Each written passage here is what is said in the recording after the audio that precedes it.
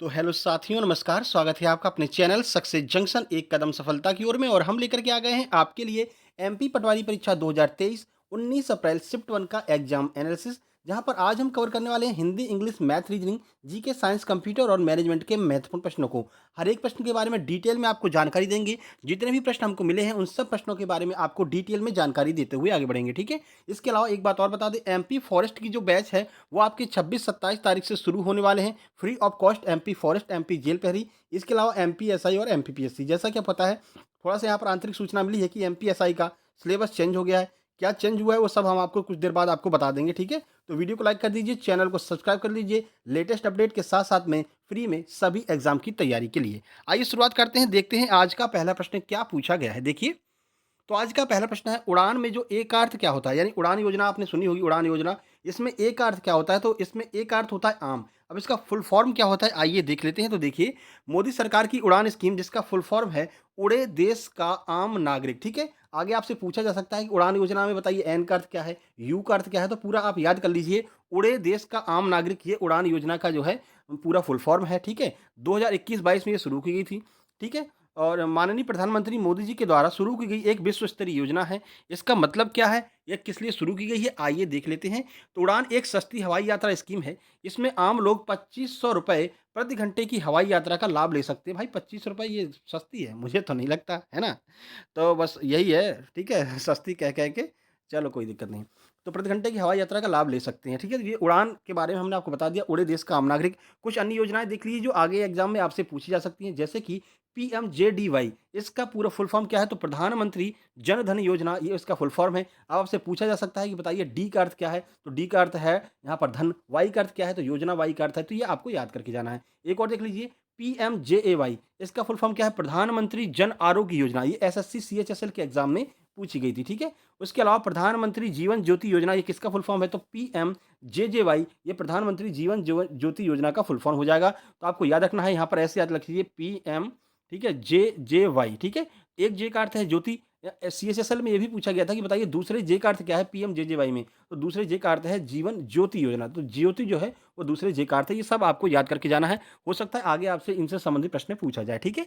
आगे बढ़ते हैं, अगला प्रश्न देखिए, कंदरिया महादेव मंदिर किसने बनवाया था। तो धंगदेव चंदेल ने कंदरिया महादेव मंदिर बनाया था। आज एमपी के ठीक ठाक प्रश्न आए, ठीक है। तो परसों हमने जो एमपी की कुछ वीडियो अपलोड की है, तो वीडियो जरूर जाकर के देख लेना। इसके अलावा 15 मार्च से अब तक जितने भी प्रश्न आपके एग्जाम में आए हैं उनकी एक वीडियो हमने अलग से जो है कंपाइल करके बना दी है। वो वीडियो जरूर देख करके जाना, क्योंकि वहां से काफी सारे प्रश्न रिपीट हो रहे हैं। सर्च करेंगे 15 मार्च बाई सक्सेस जंक्शन, तो आपको वो वीडियो देखने को मिल जाएगी। वो वीडियो जरूर देख करके जाना, ठीक है। जीके और साइंस के जितने प्रश्न आए हुए थे उन सबको हमने एक वीडियो में कंपाइल कर दिया है, ठीक है। तो एग्जाम देने से पहले वो वीडियो जरूर देख करके जाना। देखिए, खजुराहो के मंदिरों में सबसे विशाल कंदरिया महादेव मंदिर मूलतः शिव मंदिर है। मंदिर का निर्माण काल 910 ईस्वी माना जाता है, ठीक है।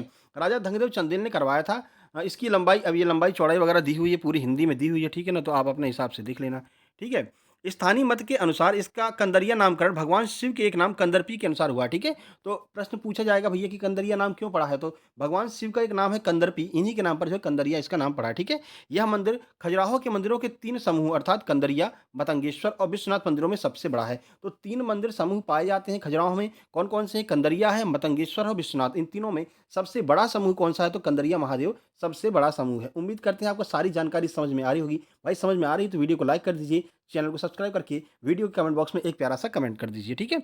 चलिए आगे बढ़ते हैं। देखिए, अगला प्रश्न है, दुर्गावती टाइगर रिजर्व कहाँ पर स्थित है। अब ये प्रश्न आपके प्रश्न पूछा क्यों गया है, क्योंकि एमपी करंट अफेयर का प्रश्न है, ठीक है। अभी हाल ही में नया जो है अभ्यारण्य बनाया गया है, दुर्गावती टाइगर अभ्यारण्य मध्य प्रदेश में, इसलिए ये आपके एग्जाम में प्रश्न पूछा गया है। तो करंट अफेयर हमने 3 कवर कराई हैं, आपको पता है, नवंबर, दिसंबर, जनवरी, फरवरी और आपका अक्टूबर। ये 3 महीने की करंट अफेयर हमने आपकी कवर करा दी है 3 वीडियो में। ये तीनों वीडियो देख करके जाना, काफी फायदा आपको मिलने वाला है। सर्च कर लेना current affair by success junction. तो नवंबर दिसंबर बाई सक्सेस जंक्शन या फिर जनवरी फरवरी बाई सक्सेस जंक्शन, तो आपको देखने को मिल जाएगी। वो तीनों वीडियो देख करके जाना, बहुत फायदा आपको मिलने वाला है। अलग से आपको एमपी की करंट अफेयर पढ़ने की जरूरत नहीं पड़ेगी। देखिए, तो सागर इसका बिल्कुल सही आंसर है। सागर में दुर्गावती टाइगर रिजर्व जो है स्थित है। हालांकि ये मतलब 3 मुख्यतः 3 स्थानों पर स्थित है, लेकिन मुख्यतः यह सागर में माना जाता है। देखिए, तो दुर्गावती टाइगर रिजर्व, जिसकी लंबाई की बात करते हैं तो 2339 वर्ग किलोमीटर का नया टाइगर रिजर्व है, जो नरसिंहपुर, दमोह और सागर, ज्यादातर वो सागर में है, ठीक है। तो जिलों में फैला होगा। मध्य प्रदेश वन्य जीव बोर्ड ने पन्ना टाइगर रिजर्व पीपीटी का एक नया टाइगर रिज़र्व बनाने की मंजूरी दी है, जिसमें 1/4 केन-बेतवा नदियों के लिंकिंग के कारण जलमग्न हो जाएगा, ठीक है ना? मतलब कुल आपको इतना याद रखना है कि जो आपका नया टाइगर रिज़र्व बना है, वो दुर्गावती टाइगर रिज़र्व है, मुख्यतः यह सागर में स्थित है। इसके अलावा दमोह और सागर नरसिंह इन 3 जगह पर जो है, यह स्थित है, ये आपको याद करना है। यही प्रश्न जो है ना, यही प्रश्न आगे आपके उसमें आने वाले हैं, किसमें? फॉरेस्ट में और आपके एमपीएसआई में। तो इन प्रश्नों को हम कंपाइल करके रख ले रहे हैं। इसी प्रश्नों के आधार पर आपकी हम प्रैक्टिस कराएँगे डेली, ठीक है ना? कुछ प्रश्न हम डेली एमपी के लेंगे, कुछ करंट के लेंगे, कुछ इंग्लिश के, कुछ हिंदी के, कुछ साइंस के। इसको मिला कर के 1 घंटे की आपकी क्लास बनाएँगे और हर एक क्लास में आपको डिटेल में सारी चीज़ें समझाएँगे, तो एक बहुत मजबूती आपको मिल जाएगी। मतलब बेहतरीन तैयारी करवाने वाले हैं, आप ये मान लीजिए, ठीक है? आपकी इन सबकी फ्री ऑफ कॉस्ट, एक भी आपका पैसा नहीं लगेगा। इसके अलावा एक और बात बता दें, तो ये आपका एमपी का टाइगर जो है सबसे नवीनतम है। एक बात और बता दें भाई, एग्ज़ाम में आपके लगभग 5 से 6 प्रश्न गलत आ रहे हैं, 5 से 6 प्रश्न गलत आ रहे हैं, जिनमें 3-4 प्रश्न आपके मैथ में गलत आ रहे हैं, 2-3 रीजनिंग में गलत आ रहे हैं। तो किसी भी प्रश्न में अगर आप फँसिएगा, तो भाई उसको छोड़ कर के आगे निकल जाना, हो सकता है वो प्रश्न गलत हो और केवल इसलिए डाला गया हो कि आपका एग्ज़ाम में टाइम ज़्यादा कंज़्यूम हो जाए और आप आंसर भी ना निकाल पाएँ, टाइम भी खराब हो जाए। तो कहीं पर भी अगर आप फँसते हैं, तो आप तुरंत उसको स्किप करके आगे निकल जाएँगे, उसके नंबर आपको बाद में मिल ही जाएँगे, ठीक है ना? और एक बात और, हमारा टेलीग्राम चैनल है सक्सेस जंक्शन के नाम से, ठीक है? एक और टेलीग्राम चैनल है सक्सेस जंक्शन लाइव के नाम से। इसके अलावा नीचे आपको एक नंबर दिया है व्हाट्सएप, जैसे ही आपकी आंसर की आए, तो आप अपने आंसर की को इस जो नीचे व्हाट्सएप नंबर दिया है, उस पर सेंड कर देना, ठीक है?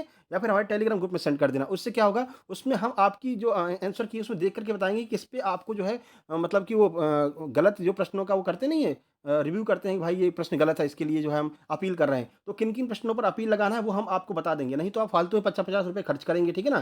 तो आप हमारे पास अपनी आंसर की भेज दीजिएगा, नीचे नंबर दिया गया है, ठीक है? चलिए आगे बढ़ते हैं, देखिए मध्य प्रदेश में कुल मिलाकर के 7 टाइगर रिज़र्व हो गए हैं, अब ये 6 पहले थे, 1 ये जुड़ गया, 7 हो गए हैं। कौन-कौन से? सतपुड़ा, पन्ना, पेंच, कान्हा, बांधवगढ़, दुर्गावती, संजय ढुबरी, ये आपके 7 टाइगर रिज़र्व हो गए। इसके अलावा 6 नेशनल पार्क हैं और 10 सेंचुरी हैं। नया नेशनल पार्क कौन-सा बना है, तो आपको पता है, जौरा कौन-सा वाला जिसमें अभी चीते लाए गए हैं? हाँ, चलिए यही बता दीजिए आप कि किसमें जो है चीते लाए गए हैं, ये कमेंट बॉक्स में आपको कमेंट करना है। वो सबसे नया जो है राष्ट्रीय उद्यान बनाया गया है, ठीक है? नामीबिया से जो चीता लेकर के आए थे मोदी जी। अभी हाल ही में भोपाल में संपन्न हुए यूथ गेम्स में पहला स्थान किस राज्य का है? तो महाराष्ट्र को पहला स्थान मिला है। हमने अपनी स्पोर्ट्स करंट अफेयर वाली वीडियो में भी कवर कराया है। Sports current by success junction search कर लेना भाई, उसको पढ़ करके जाना। उसमें से काफ़ी प्रश्न स्पोर्ट्स के सीधे-सीधे फँस रहे हैं, ठीक है? चलिए देख लेते हैं। देखिए, तो खेलो इंडिया यूथ गेम 2023 पदक तालिका में महाराष्ट्र 56 स्वर्ण, 55 रजत और 50 कांस्य पदक के साथ में शीर्ष पर रहा है, ठीक है? दूसरे स्थान पर इसमें हरियाणा रहा है। हरियाणा ने 41 स्वर्ण, 32 रजत और 55 कांस्य पदक जीते हैं, ठीक है? मेजबान मध्य प्रदेश को तीसरा स्थान प्राप्त हुआ है। अब इसकी जो पदक-वदक है, वो हमने स्पोर्ट्स करंट में करा दिया है, वो स्पोर्ट्स करंट और अफेयर वाली वीडियो ज़रूर देख कर के जाना, ठीक है? खेलो इंडिया यूथ गेम्स 2023 भोपाल में आयोजित किया गया 5वें क्रम का ये खेलो इंडिया यूथ गेम्स था। ये भी आपको याद रखना है, ठीक है? आगे बढ़ते हैं। चलिए, डीएनए में कौन-सा भाग नहीं होता है? आज यहाँ पर डीएनए, आरएनए के भाग पूछ लिए हैं, तो चलिए देख लेते हैं। डीएनए में यूरेसिल नहीं होता है। अब डीएनए के पूरे भाग बता देते हैं, साथ ही साथ में आरएनए के पूरे भाग बता देते हैं। तो डीएनए में आपका एडेनिन होता है, गुआनिन होता है, साइटोसिन और थाइमिन, ये 4 चीज़ें डीएनए में पाई जाती हैं, ठीक है? और आपकी अगर बात करते हैं आरएनए की, तो आरएनए में क्या-क्या पाया जाता है? तो आरएनए में एडेनिन आपका मिलता है, साइटोसिन मिलता है, यूरेसिल और गुआनिन। यानी कि ये जो यूरेसिल है, वो यूरेसिल यहाँ पर डीएनए में नहीं पाया जाता, और यही आपसे पूछा था कि डीएनए में क्या नहीं पाया जाता है, ठीक है? समझ गए? तो ये आपके 4 आधार हमने आपको बता दीजिए।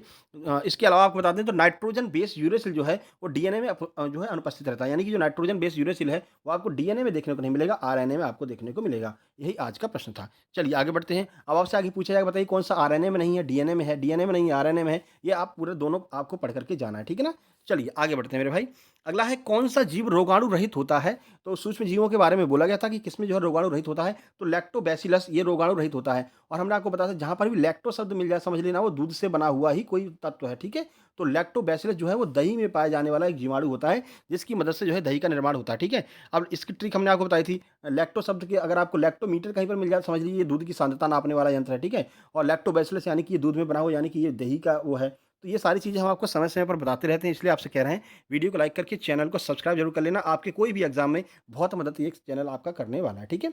वे जीव जिन्हें मनुष्य नंगी आंखों से नहीं देख सकता है, जिन्हें देखने के लिए सूक्ष्मदर्शी यंत्र की आवश्यकता पड़ती है, उन्हें सूक्ष्म जीव कहते हैं, या फिर माइक्रो ऑर्गेनिज्म कहते हैं। सूक्ष्म जैविकी में सूक्ष्म जीवों का अध्ययन किया जाता है। ये प्रश्न पूछा जा चुका है कि सूक्ष्म जीवों का अध्ययन किसमें करते हैं? तो सूक्ष्म जैविकी में जो है, माइक्रोबायोलॉजी में सूक्ष्म जीवों का अध्ययन किया जाता है। लैक्टोबैसिलस जीवाणु दही में पाया जाता है, जो कि मतलब रोगाणु रहित होता है, ठीक है? ये हमारे शरीर को जो है लाभ ही पहुंचाता है, घाटा नहीं करता है लैक्टोबैसिलस। तो यही आपका आंसर हो जाएगा। शक्ति का ऐसा ही मात्रक पूछा था, तो शक्ति का ऐसा ही मात्रक वॉट होता है, देखिए। तो शक्ति का ऐसा ही मात्रक वाट है। वाट का नाम नाम जो है वो जेम्स वाट के नाम पर रखा गया था। जेम्स वाट ने जो है वो वाट की खोज की थी, ठीक है? शक्ति समय की प्रति इकाई है, प्रति इकाई स्थानांतरित ऊर्जा की मात्रा होती है। शक्ति का अर्थ क्या है? समय की प्रति इकाई स्थानांतरित ऊर्जा की मात्रा को शक्ति कहते हैं, ठीक है? चलिए आगे बढ़ते हैं, अगला प्रश्न। ठोस से सीधे गैस में परिवर्तन क्या कहलाता है? तो इसे हम ऊर्ध्वपातन कहते हैं। ठोस से सीधे गैस में जो भी चीज़ परिवर्तित हो जाती है, वो आपकी ऊर्ध्वपातन कहलाती है। एग्ज़ाम्पल देख लेते हैं। तो देखिए, ठोस से सीधे गैस में बदलने की क्रिया को ऊर्ध्वपातन कहते हैं, ठीक है? कपूर और नेफ्थलीन ये जो है ऊर्ध्वपातन का सबसे महत्वपूर्ण उदाहरण होते हैं। ऊर्ध्वपातन का महत्वपूर्ण उदाहरण कौन से हैं? तो आपके कपूर और नेफ्थलीन, इन दोनों को याद रखना। नेफ्थलीन क्या होता है? वो गोलियाँ होती हैं व्हाइट-व्हाइट कलर की, जो आपके उसमें बक्सा-वक्सा में रख दी जाती हैं, जिससे कि वहाँ पर मतलब कि चूहे-वूहे नहीं आए, है ना? तो नेफ्थलीन की गोलियाँ होती हैं। ये दोनों जो हैं वो सीधे ठोस से सीधे जो है आपके मतलब कि गैस में परिवर्तित तो हो जाती हैं, ठीक है? चलिए आगे बढ़ते हैं, अगला प्रश्न देखिए। तो इनमें से कौन-सा मानव जनित प्रदूषक है? यानी कि मानव जनित प्रदूषक जो मानवों ने बनाया है, वो कौन-सा प्रदूषक है? तो चलिए ऑप्शन तो नहीं पता हमको, लेकिन आपको बता देते हैं कौन-कौन से प्रदूषक मानव जनित हैं। तो वाहनों के कल-कारखानों से निकलने वाले धुएँ, जीवाश्म ईंधन जैसे कोयला, तेल, गैस के पूर्ण और अपूर्ण दहन, ताप विद्युत संयंत्र आदि के कारण वायुमंडल में जो विषाक्त गैसें मिल जाती हैं, ये सारी की सारी गैसें जो हैं वो मानव जनित हैं, यानी कि मानव के द्वारा निर्माण की गई हैं, ठीक है? वाष्पशील कार्बनिक यौगिक आदि भी गंभीर वायु प्रदूषक हैं। उदाहरण के लिए धुआँ, धूल के कण, विभिन्न गैसें जो हैं, ये सब जो है मतलब कि प्रदूषक हैं, और जो प्लास्टिक वगैरह होती हैं, ये सब मानव जनित प्रदूषण है। मानव जनित प्रदूषक का मतलब यही है जो मानवों के द्वारा बनाया गया हो। 4 ऑप्शन जो दिए रहेंगे, आपको समझ में आ जाएगा कि कौन-सा इसमें से मानव जनित है और कौन-सा प्राकृतिक है, ठीक है? तो यही पूछा था कि मानव जनित कौन-सा है। सबसे मीठी शुगर कौन-सी होती है? तो फ्रक्टोज़ जो है, वो सबसे मीठी शुगर होती है। प्रश्न फ्रक्टोज़ के बारे में कुछ पूछा गया था, यही बताया गया था, फ्रक्टोज़ में कुछ पूछा गया है, तो मेरे हिसाब से यही प्रश्न पूछा गया होगा कि सबसे मीठी शुगर कौन-सी होती है? तो फ्रक्टोज़ जो है, वो सबसे मीठी शुगर होती है। सबसे मीठी शर्करा फ्रक्टोज़ है, जिसका अनुमान सुक्रोज़ से 2 गुना मीठा होता है। फ्रक्टोज़ एक प्रकार की चीनी है जिसे मोनोसैकेराइड के रूप में जाना जाता है। अन्य शर्करा की तरह फ्रक्टोज़ प्रति ग्राम 4 कैलोरी देता है। फ्रक्टोज़ प्राकृतिक रूप से पाई जाने वाली सबसे मीठी चीनी है, जिसका अनुमान सुक्रोज़ से दुगना मीठा होता है, ठीक है? लास्ट में एक नंबर आपको देंगे, उस नंबर पर अपने प्रश्नों को ज़रूर भेज देना मेरे भाई, ठीक है ना? प्रश्न आप लोग भेजते नहीं, फिर कमेंट करने आ जाते हो, ये प्रश्न नहीं आया था, वो प्रश्न नहीं आया था, है ना? प्रश्नों को तो भेजा करो, तभी फिर कमेंट किया करो, ठीक है ना? चलिए, हिंदी की बात कर लेते हैं। तो संधि से आज एक प्रश्न था, इसके अलावा वाच्य से एक प्रश्न था, कारक से एक प्रश्न था, तेजस्वी का विलोम क्या होता है? ये पूछा गया था। सर्वनाम प्रत्यय, आज समास भी नहीं था, ठीक है ना? आज मतलब कि समास वगैरह ये सब देखने को मिले ही नहीं है। पूरा का पूरा जो है ग्रामर देखने को मिला, ठीक है ना? सर्वनाम प्रत्यय, तत्सम तद्भव, इसके अलावा देख लेते हैं वर्तनी शुद्धि से बहुत सारे प्रश्न, 7 से 8 प्रश्न जो है वर्तनी शुद्धि के देखने को मिले हैं। 2 पर्यायवाची, शुद्ध अशुद्ध वाक्य आज पूछे गए हैं, अनेकार्थी शब्द पूछे गए हैं। इसके अलावा जो जोड़े में आपको पहले ही बताया था, जोड़े में दिए रहते हैं कि ये दोनों अगर समान अर्थ दे रहे हैं, तो बताइए नीचे इनमें से कौन सा ऐसा ऑप्शन है जो इनके समान ही ऑप्शन दे रहा हो, मतलब दे रहा होगा, ठीक है? तो 2 अर्थ के अनेक अर्थ जो निकल रहे हैं, वो आपके उसमें पूछे जा रहे हैं। इसके अलावा जो पीक्यूआरएस इंग्लिश में होते हैं ना, वो हिंदी में भी पूछे जा रहे हैं वाक्यों को क्रम में लगाने के लिए। तो तत्सम, तद्भव और वाच्य की एक वीडियो एक शायद बना करके हमने डाल दी है, वो देख लेना। ट्रिक के द्वारा हमने बताया कि कैसे तत्सम से तद्भव बनाया जाए। इसके अलावा कैसे तत्सम से तद्भव को पहचाना जाए, वाच्य कौन-सा है ये कैसे पहचाना जाए, तो ये आपको उस वीडियो में देखने को मिल जाएगा। तो वाच्य या फिर तत्सम तद्भव बाय सक्सेस जंक्शन सर्च करेंगे तो वो वीडियो मिल जाएगी, उसको देख करके ज़रूर जाना। लिंग वाले प्रश्न भी आज आए हैं, कौन-सा स्त्रीलिंग है, कौन-सा पुल्लिंग है, ये भी आज देखने को मिला है, ठीक है? चलिए आगे बढ़ते हैं। देखिए, कंप्यूटर की बात कर लेते हैं। तो स्टोरेज डिवाइस से आज प्रश्न थे, ठीक है? इनपुट आउटपुट से आज प्रश्न था। लैन का फुल फॉर्म क्या होता है, यहाँ से पूछा गया था, या फिर ये पूछा गया था कि ये कुछ किलोमीटर में, मतलब कि अपने लोकल में एक शहर के अंदर पूरे जो नेटवर्क को कवर करने के लिए कौन सा नेटवर्क लगाएँगे, तो आपका लोकल एरिया नेटवर्क जो है होता है, ये पूछा गया था, ठीक है? टीसीपी से 2 प्रश्न थे। ऑपरेटिंग सिस्टम से 2 से 3 प्रश्न पूछे गए थे। इसके अलावा कैश मेमोरी से भी प्रश्न पूछे गए थे, ठीक है ना? और मॉडेम से भी प्रश्न पूछे गए थे। हार्डवेयर और सॉफ्टवेयर से भी प्रश्न पूछे गए थे। कंप्यूटर आपका ठीक-ठाक लेवल का आ रहा है, थोड़ा बहुत पढ़ कर जाएँगे तो आपका काम हो जाएगा, ठीक है?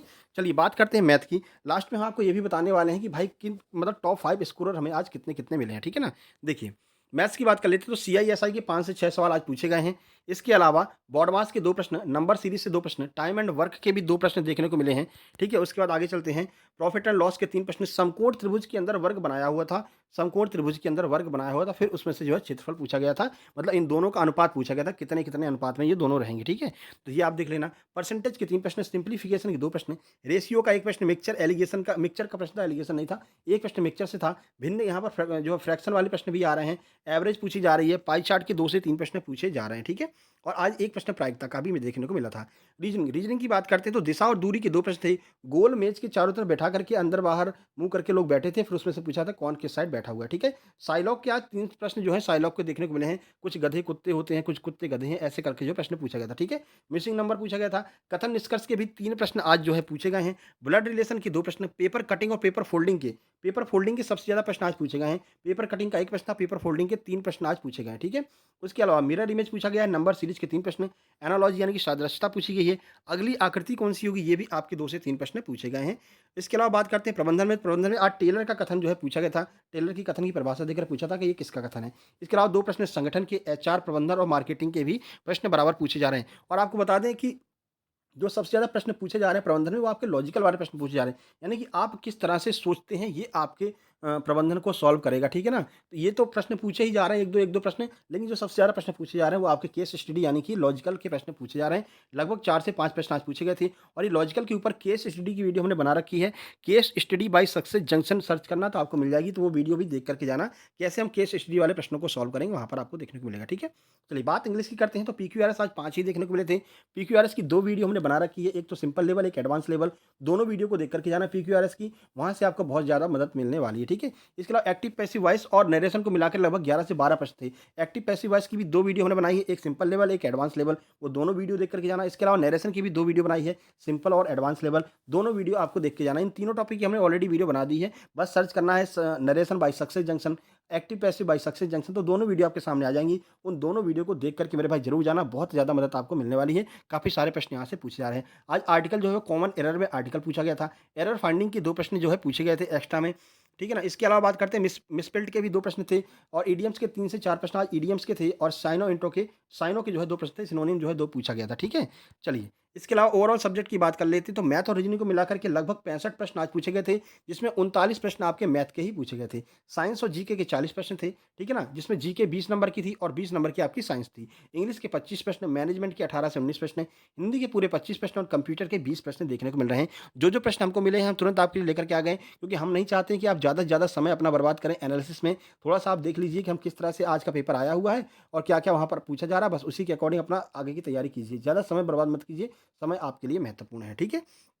टॉप 5 स्कोरर देख लेते हैं आज के, तो आज स्कोर मतलब कम ही रहा है, तो 145 टॉप स्कोरर मिला, फिर 141, 138, 132, 130। इसके अलावा आपके और अच्छे नंबर आए हैं तो कमेंट बॉक्स में कमेंट कर देना, ठीक है? आज के कट ऑफ की बात करते हैं तो वही 140 प्लस जो है वो आज का रहने वाला है कट ऑफ, और ये नंबर हमने आपको दिया है। यहाँ पर आपको अपनी आंसर की जैसे ही आ जाना, उसको सेंड कर देना है, फिर उसको आपकी आंसर की देख कर के हम बता देंगे कि कौन सा प्रश्न गलत है, कौन सा सही है, किस पर आपको रिव्यू के लिए पैसे खर्च करने हैं, किस पर नहीं खर्च करने हैं, ठीक है? इसके अलावा हमारा टेलीग्राम ग्रुप है सक्सेस जंक्शन के नाम से, वो टेलीग्राम चैनल आप ज्वाइन कर लेना। वहाँ पर आपको इसकी पीडीएफ मिल जाएगी, साथ ही साथ में बहुत सारी किताबों की पीडीएफ जो है उसी के अंदर एक और ग्रुप है सक्सेस जंक्शन लाइव, उसमें बहुत सारी किताबों की पीडीएफ हम डाल देते हैं, पूरी की पूरी किताबों की पीडीएफ आपको वहाँ पर मिल जाएगी, चाहे एसआई किताब हो, चाहे आपकी नई-नई किताबें जो भी एमपी जीके की आती रहती हैं, और मैथ की वहाँ पर बहुत सारी किताबें डली हुई हैं, यादव सर की किताबें वगैरह, और साइंस की मतलब इंग्लिश की बहुत सारी किताबें वहाँ पर डली हुई हैं, आप फ्री में जो है जाकर के डाउनलोड कर सकते हैं। सक्सेस जंक्शन लाइव चैनल का नाम है, अगर मिल जाए तो ठीक है सर्च करने पर, नहीं तो आपको इसी के अंदर जो है मिल जाएगा वो भी, ठीक है? ये हमारी इंस्टाग्राम आईडी है, आपको हमसे कुछ भी पूछना है तो आप इस पर हमसे पूछ सकते हैं। उस नंबर पर कॉल मत करना, कॉल लगेगा लेकिन उठेगा नहीं, ठीक है? कुछ भी पूछना है तो आप यहाँ पर मिस्टर अतुल 800 के नाम से सर्च करके फॉलो कर लीजिए, फॉलो करके हमें मैसेज कर दीजिए, हम तुरंत आपका रिप्लाई दे देंगे, ठीक है? बाकी मिलते हैं शाम वाले एग्जाम एनालिसिस में, तब तक के लिए नमस्कार, धन्यवाद।